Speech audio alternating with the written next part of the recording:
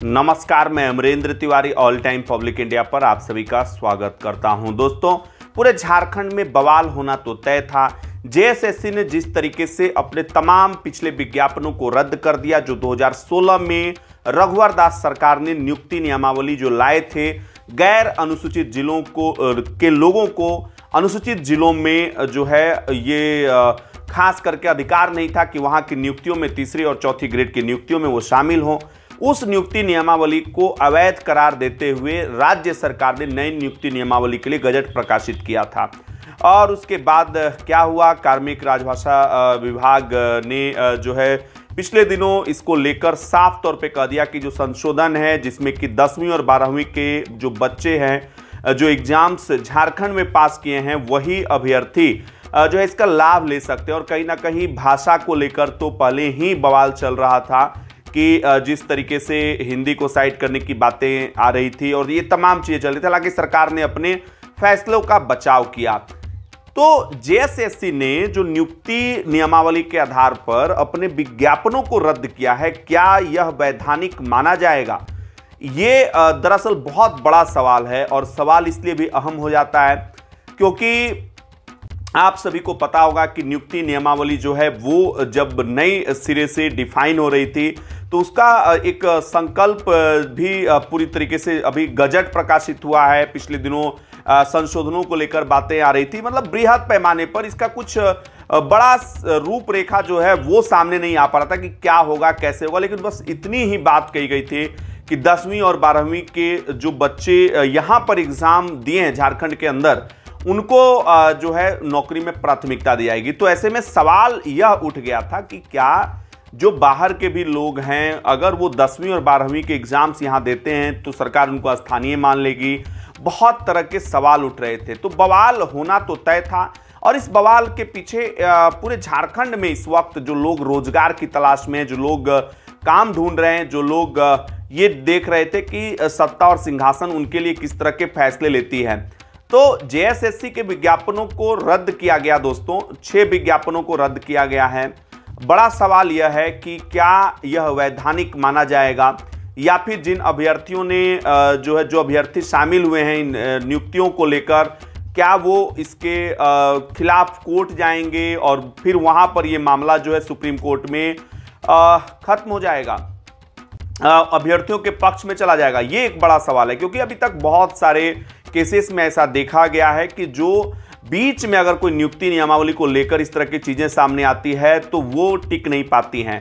पहली चीज। दूसरी जो महत्वपूर्ण चीज है कि जो नई नियुक्ति नियमावली है जिसको सरकार आगे लेकर आ रही है, उस नियुक्ति नियमावली को लेकर अभी क्या इसके संकल्प में पिछली नियुक्ति नियमावली को खत्म करने जैसी बातें उसमें अंकित हैं कि नहीं है, ये पूरी स्थिति जो है साफ नहीं हो रही है। वहीं दूसरी साइड जेपीएससी के 7वीं से 10वीं तक की जो लोक सेवा आयोग की परीक्षाएं हुई, हालांकि आनन फानन में विवाद को बढ़ता देख जेपीएससी ने ऐलान कर दिया कि जनवरी में उसकी मुख्य परीक्षा होगी। लेकिन इस पूरे परीक्षा में साहेबगंज और लोहरदगा के 2 ऐसे केंद्र सामने आए जहां पर एक ही रूम के बच्चे, जो एक ही रूम में बैठे हुए हैं, उनके रोल नंबर के बच्चे इन परीक्षाओं में सफल हो गए। वायरल तस्वीर के बाद जो है जेपीएससी की किरकिरी हुई। हालांकि जेपीएससी की तरफ से कुछ भी नहीं कहा गया है, लेकिन अंदर खाने से जेपीएससी ने इन दोनों जिलों से ये रिपोर्ट मांगी है। क्या भ्रष्टाचार का दिमक जो है पूरे झारखंड को बर्बाद कर देगा? क्या भ्रष्टाचार के इस तरह के जो केसेस हैं वो अब जब आएंगे तो फिर सरकार और सत्ता के पास भी कुछ कहने को नहीं रह जाएगा? ये अपने आप में बड़ा सवाल है। बवाल पूरे झारखंड में हो रहा है, इसको लेकर लगातार लोग विरोध कर रहे हैं और अपने अपने तरीकों से कर रहे हैं। हालांकि ये विरोध जो है अभी खुलकर सामने नहीं आया। फिर भी ऑल टाइम पब्लिक इंडिया के पास जो नई खबरें आई है उसमें इसमें ये पता चल रहा है कि जेपीएससी में बड़े स्तर पर भ्रष्टाचार की लोग जो हैं कह रहे हैं कि भाई ये कैसे संभव है कि एक रोल नंबर वाइज सीरीज से रोल नंबर जो है वो पास कर दिए गए हैं। क्या इन दोनों केंद्रों पर किसी तरीके की भ्रष्टाचार की बात हुई या फिर कोई सेटिंग गेटिंग की बात थी? ये सब कुछ सवाल जो हैं उभर कर सामने आ रहे हैं। अब आइए दोस्तों हम बात कर लेते हैं कि जो जेएसएससी ने अपने नियुक्तियों को रद्द किया, विज्ञापनों को रद्द किया, क्या जेएसएससी को ऐसा करने का अधिकार था? बीच में जब नियुक्तियां ऑलरेडी पिछली नियुक्ति नियमावली से चल रही है, तो क्या जेएसएससी कोई भी नियुक्ति को रद्द कर सकती है? ये सवाल बहुत ही अहम है दोस्तों, क्योंकि इस सवाल से जुड़े हुए कई सारे सवाल उभर कर सामने आ जाते हैं और एक बागी तो ये पता ही नहीं चलेगा कि झारखंड में ऐसा हर बार क्यों होता है। हालांकि सत्ता पक्ष और विपक्ष में इस पर ठना हुआ है, जहां पर बीजेपी ने ये आरोप लगाया है कि एक तो नई नियुक्तियां आ नहीं रही है, ये कैसा नियुक्ति वर्ष है जिसमें कि नई नियुक्तियां नहीं आ रही और पुरानी जो नियुक्तियों की परंपरा, पुरानी जो नियुक्तियों की प्रक्रिया थी उसे भी निरस्त कर दिया गया जेएसएससी के माध्यम से। तो आयोग पर भी सवाल जो हैं वो उठाए जा रहे हैं, लेकिन आयोग की क्या मजबूरियां कहेंगे, क्या सरकार के अंदर जो सरकार ने जो नई नियुक्ति नियमावली को संशोधनों को लेकर जो बातें कही है, क्या इन तमाम चीजों से झारखंड के भविष्य की ओर देख रहे युवा जो लगातार नौकरी की तलाश में हैं, क्या उन पर असर पड़ेगा? मुझे लगता है बिल्कुल उनका मोरल जो है वो डाउन होगा कि आगे क्या होगा। मुझे लगता है कि अब ये सारी चीजें जो हैं वो पीछे छूट जानी चाहिए और कहीं ना कहीं हेमंत सरकार को एक विस्तृत रूपरेखा खास करके नियुक्ति नियमावली से जुड़ी हुई और बाकी चीजों को लेकर सामने आना चाहिए, ताकि सच जो है वो आगे बढ़ता रहे। ये बहुत ही अहमियत वाला चीज मैं अपने तमाम दर्शकों को बता रहा हूं कि सच्चाई जो है वो निकल कर आनी चाहिए कि आखिर इन सारी चीजों के समाधान की ओर हेमंत सरकार कब जाएगी। आइए दोस्तों अब इसकी पड़ताल कर लेते हैं कि क्या इन सारी चीजों के बावजूद भी राज्य के अंदर बड़े स्तर पर वैकेंसी जो हैं वो आएंगे। तो जी हां, वैकेंसीज आएंगे, लेकिन इससे पहले मैं चाहूंगा specially all time public India की तरफ से ये सवाल उठाना कि सरकार दो चीज बताएं।